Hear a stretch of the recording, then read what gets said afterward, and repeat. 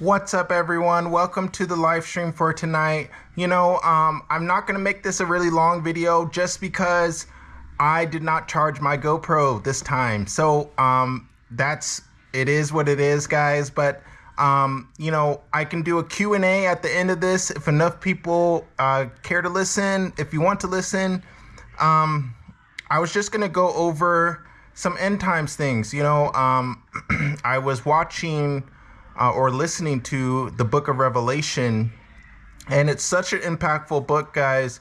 It always makes you think, like, I wonder what what the Bible is actually meaning when you read the book of Revelation. But I hold to the pre-trib rapture view of the Bible. To me, that makes more sense. Now, obviously, for anybody just opening the book of Revelation, it's not going to make sense to you, right at first. And it still doesn't really always explain exactly what a particular verse means. When you read Revelation, even today, it still doesn't really come to me like, wow, I know what this means. So, one of the reasons why I don't view the book of Revelation as happening in the past is because I take a literal approach to the scriptures. I've heard the arguments for a literal approach, and I just feel like the literal approach makes more sense. When you talk about God, now all of this is hard to understand, don't get me wrong.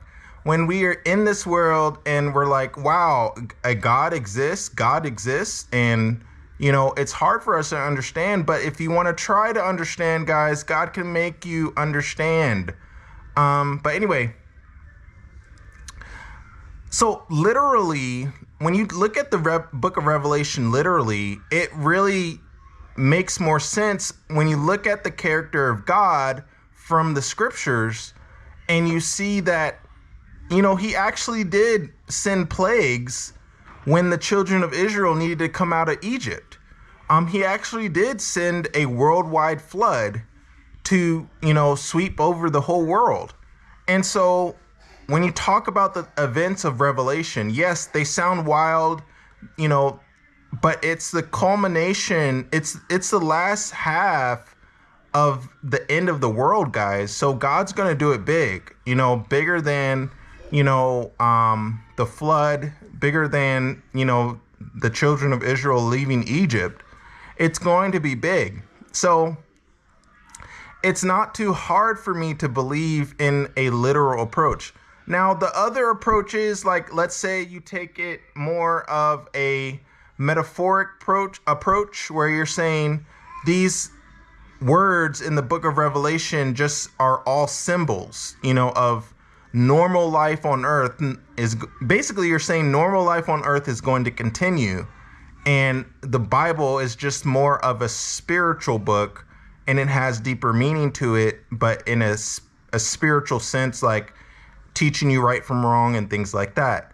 That's okay. It's okay if you have an approach like that, because all of us as Christians should have the belief that Jesus is coming again. That should be our, belief. Jesus is coming. And so it doesn't always matter all the time to really, argue, about it. If you come across someone that has a different belief, it shouldn't divide us. And we know that already, right? But yet and still, I know I can come across a video and I'm like, why would that person say that? But we're all entitled to our own opinion. So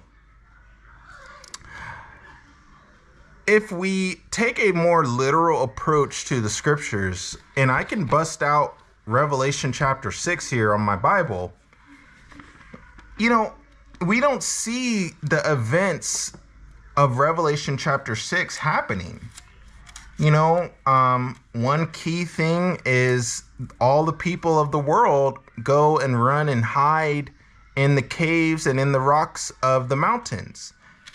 I don't know when that has happened. I'm sure that has happened in some form or another. Like, let's say if a war broke out, in a country, like maybe there's someone in Ukraine right now that could have run to the mountains when the war started.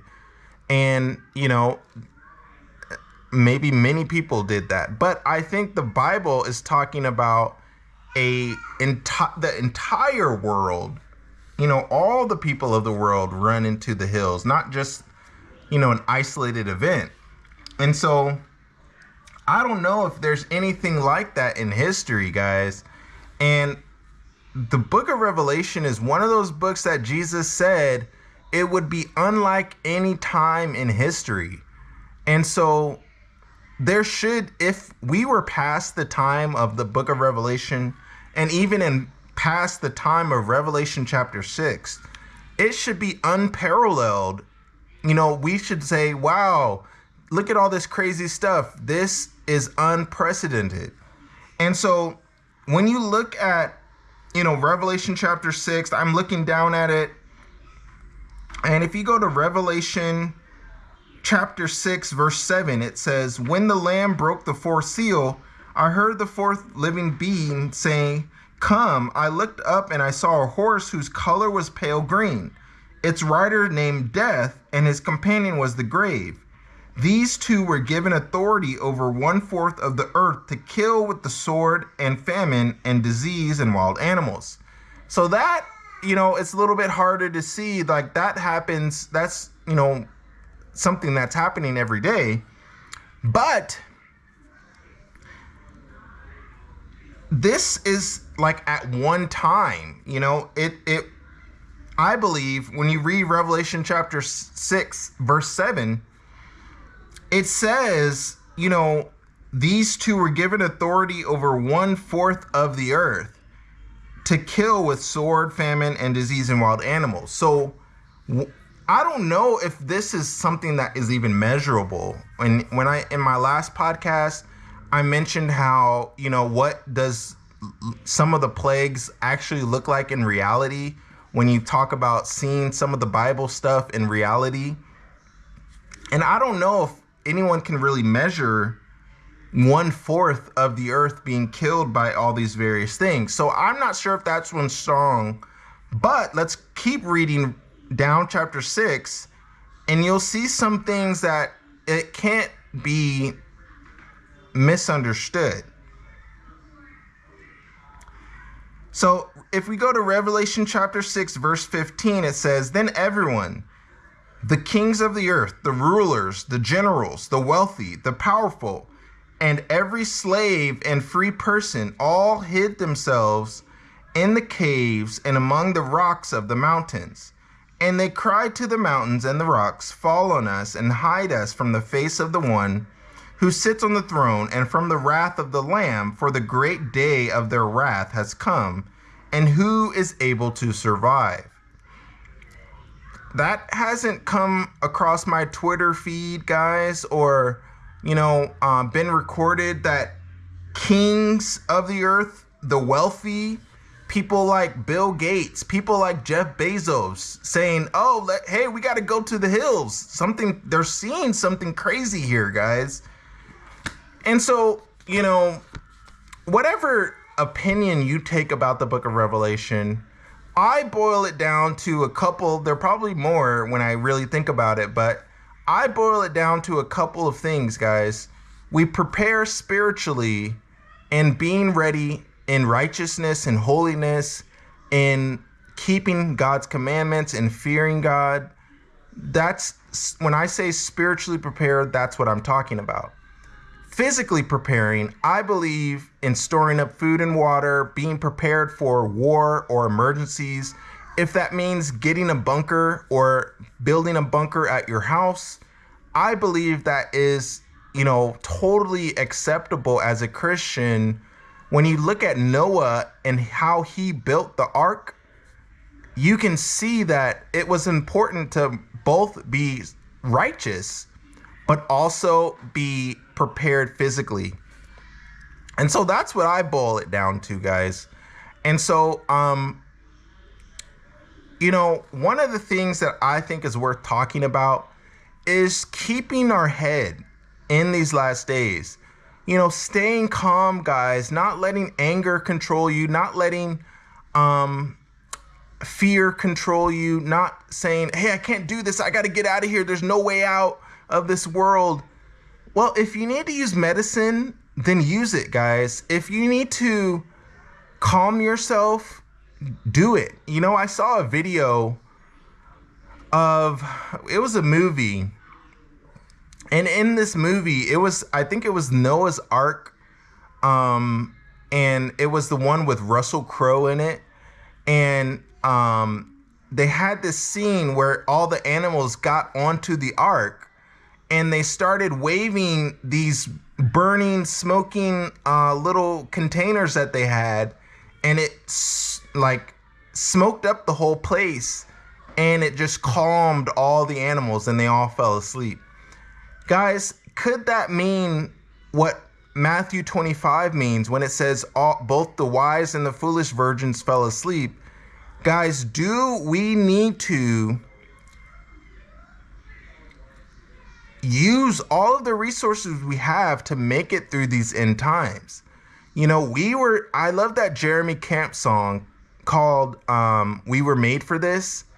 And it's so true, guys. God put us here for this moment in time. And if you look at it from an exciting standpoint, we're so close to seeing a new heavens and a new earth and everything changing. But also, this time can bring fear. We wonder if we're going to die, if we are going to be harmed in some way. Guys, if you need, look, I recommend, this is helpful for stress. Ashwagandha Extra Strength. This is helpful for stress, guys. They have supplements. You can talk to your doctor about what you can do to handle stress, to handle anxiety, and calm yourself. Just like I gave that example of in that movie Noah's Ark with Russell Crowe, that all the animals got lulled to sleep. Guys, we need to use the resources we have. Get counseling if you need counseling. Get the help that you need in order to survive this, guys, because when the rapture happens, God's going to be looking for those things, to be spiritually prepared and to be ready for his return and to be watching for him and really believing that Jesus is going to come back. And we have white clothes on. That's a Bible reference when I said that. That means clothing yourself with the robes of righteousness. We're all sin and fall short of the glory of God, guys, but you can repent of it. You can say, God, you know what? I messed up. I am a sinner. God, please help me. I have to do that. It seems like it's often, guys, when you may have misjudged something wrong. You may have did something wrong and you're like, wow, I guess I just sinned here. Or, wow, I made a mistake. Well, guys, God is a forgiving God. And he, especially now, while he may be found, the Bible says, find God. And so, you guys, thanks so much. I can look in the comments if any questions are in there. Let me see if anyone's even watching.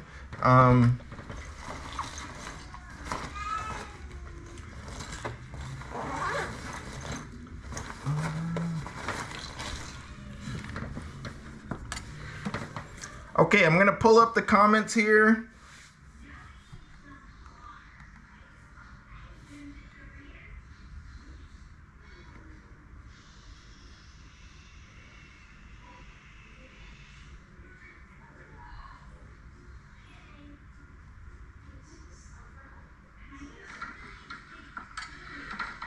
Okay, I'm going to pull up the comments here. Okay, so anyone want to comment on anything? Anyone want to join in on this end times video Bible study tonight?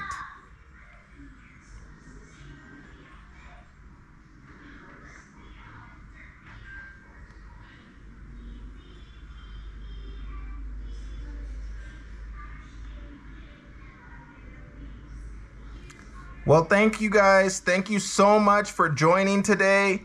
Thank you for watching, and hopefully this